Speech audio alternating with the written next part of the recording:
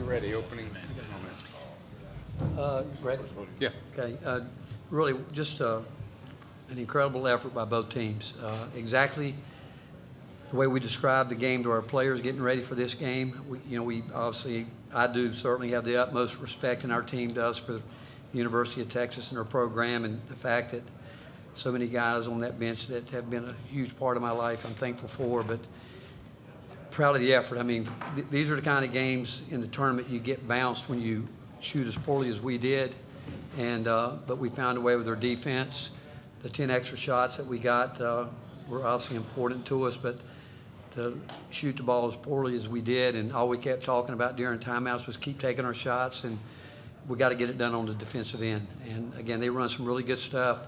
We felt if we did what we needed to do that they would end up going to their matchup zone, and we got looks out of it, didn't convert it, but yet we kept our poise, and they got really aggressive at the end, trying to drive it downhill. But again, just really proud of our team and the way they stayed with it on the night where we just struggled shooting the ball. Josh Graham, WSJS. Coach, you said there are a lot of special people on the other side of the bench. Now that the dust has settled, how special was this weekend for you, considering where this regional was and how it shook out for you guys? Well, my first year in college coaching as a volunteer at Davidson, my very first game as a volunteer assistant, we played at the old Charlotte Coliseum, and we won our first game there against Brown, and I still have that watch that said that, and we were the Charlotte Invitational champions, and that was our goal coming here. And I said, we're in the Charlotte Invitational tournament right now. There's 4 teams, and again, I can't tell you how much respect I have for. I could talk all night about Texas and their staff. I'm looking at one of my favorite players sitting right there. That was the first high school player that we signed at the University of Texas, Chris Ogden, and he's truly like a son to me. And the game played exactly how I knew they were going to play so hard. They knew we were going to play hard. They did an incredible job on Dalton, and we knew shots were going to be hard to come by. We did feel it. If we could maybe get inside a little bit, thought we could get them in some ball screen, and we had some looks, and we knew they were going to go to a matchup at some point. We knew that was coming because the last time we played them, we saw it, and we got the shots that we thought we could get out of it and some back cuts. But I'm just, again, just so you know, that tournament was probably about, 45 years ago, whatever it was, as long as I've been in it. But just proud of our team, but really proud of the effort of both teams. I thought both teams played their hearts out. And to win a game like this when you shoot as poorly as we did, and they had something to do with that. There were some shots that we forced, but their defense was there. But to win a game like this in this tournament, again, I'm just proud of the effort our guys put in there on the defensive end. 4th row right in front of us. Rick Butler, Riketep Insider. Rick, Josiah just told that story about you asking Zakai if he needed a break, him looking at you like you were a little crazy. Can you talk about that interaction and just what Zakai playing 40 minutes did for this team tonight? Well, I will tell you this, probably the most, and the coaches have learned to say it to me in a certain way. They will say to me, hey, Coach, it's 12:15 on the clock or 16, 10, whatever. Do you think we should get Zakai out? And my answer is, I'll ask him. And I do. I mean, I look at him. He's an Iron Man, and he never takes himself out in practice, and believe me, we practice hard. And I asked him, I said, you good? You good? And I trust him. And even though he had a tough night shooting the ball, it's just the little things that he does out there. The one stat that was probably good for us, I think their guards turned it over 10 times, and we got 10 extra shots, but and the points off the turnovers was really probably the difference in the game, really. But his pressure defensively, but to answer that question, he was tired because they had a rim shot on that last possession down there, and he was the guy that didn't block out, and he knows I'm going to get him for it because we kept talking about we can't ever leave this tournament with somebody not blocking out, and we were fortunate they missed that follow-up there at the end. 2nd row. Coach, you stole my thunder a little bit. You mentioned it, but you talked yesterday a lot about sometimes you don't shoot the ball well, but you play well, and people don't realize it. Was this just a classic example of that? Well, I think we played well defensively, and again, they do some really good things. And we wanted to take away the paint. We were obviously concerned about A. Smith. And I think Jemai Meshack did a good job. Santi did. We lost him one time. He does a really good job of some things we were concerned about. We saw that a lot of people wouldn't guard. Let me see here, make sure I get it right. Dylan Mitchell, and we were going to guard him. We believe in ball pressure because we watched a lot of teams stay back, and he does a good job. They got him really dribbling that, letting him come off, get some separation. We only gave that to him one time, and he hit it.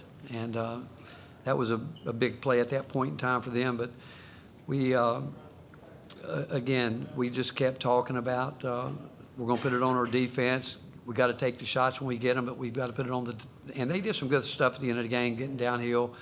Z missed his closeout, and Tyrese went by him for some layups, and we gave him a couple no pass paint touches, which you can't give to anyone.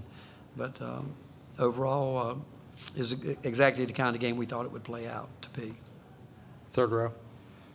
Wes Rucker, 24/7 Sports. Rick, I know that coaches say that there's no secrets this time of year because there's so much tape and so much access to knowing stuff. In a game like this, with how well y'all know each other, how difficult would it be to sort of throw something the other wouldn't expect? Well, you can, but again, even with that, they play so hard. We play hard, and you expect players to be able to adjust. I mean, we did something that they probably hadn't seen us do much, and honestly, I watched it. Saw it on film today, where we went to a naked side ball screen right there at the elbow area. We had watched that actually in one of their games late in the year, and we hadn't done much of that, and we got a lot out of it. And that's when they decided to go zone, but we didn't show it in the first half, and we wanted to get some stuff, and we got some action out of it. Last question to our right aisle. Rick, Tom Izzo was in here yesterday and was asked about you in this matchup, and he said he thought maybe you weren't appreciated enough during your time at Texas. I know you love the guys on the other side of the bench, but just given the way things ended there and getting this win, is there any part of you that just says, like, that's a little sweeter than normal? Honestly, not really. I do think that, Augie, haven't we played 3 years in a row? Yeah, we've played 3 years in a row. So we went there. They came to a hard game before they closed down the Irwin Center.